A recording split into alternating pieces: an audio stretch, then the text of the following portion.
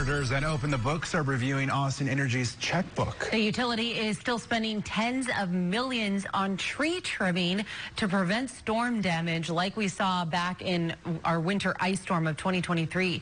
Jeremy Portnoy from OpenTheBooks joins us with more. Good morning, Jeremy.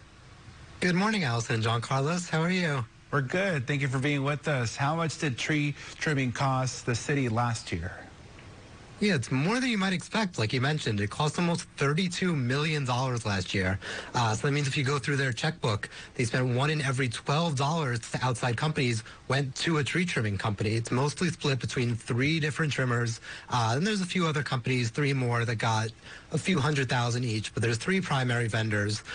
So the total bill is less than the $50 million they spent in 2023 when it shot all the way up to that much.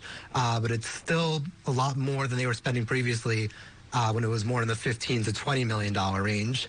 So if you remember back in 2020, they signed that 5-year contract for tree trimming, said it was going to cost $85 million. Now that 5 years is up, the total was $133 million. So they overshot it by quite a bit.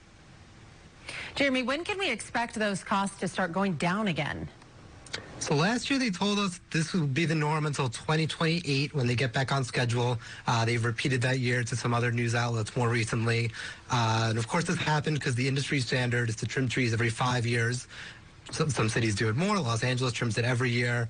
But as you've probably heard already, Austin Energy was on a 7-year schedule because of pressure from city council back about 20 years ago. And then, of course, there was that audit that found that they weren't actually keeping up with that 7-year schedule. It was really more like a 15-year schedule for some trees because they blamed that on labor shortages and some long contracting processes with the city. So when the trees get so overgrown, then it takes more people, more time, and more money to trim them. And that's how we get a huge bill like we're talking about now. Jeremy, can you give us a broader view of Austin Energy's spending?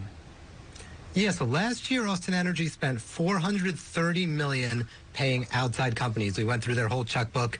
That was about a $40 million increase from the previous year. So not a huge jump, but not nothing either.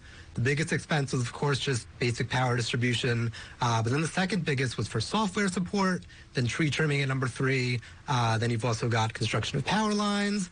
And they spent almost $20 million on consulting services is something that stood out to us.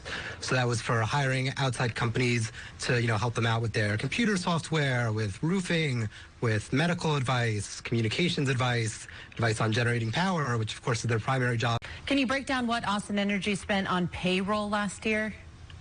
Yeah, so we talk about a lot about Bob Kahn when we talk about the highest paid in the city. He makes $480,000. That's more than anyone else in Austin. But the whole payroll is fairly bureaucratic. There's 235 others on here that made more than Governor Abbott did last year.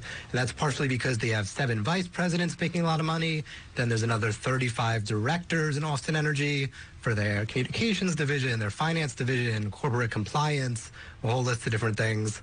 Then you've got those big overtime payments as well, right? Usually we think about that with the firemen and police department, but Austin Energy has another 80 people that made $80,000 or more in overtime last year, and that's how you get a final bill of almost $200 million for their payroll.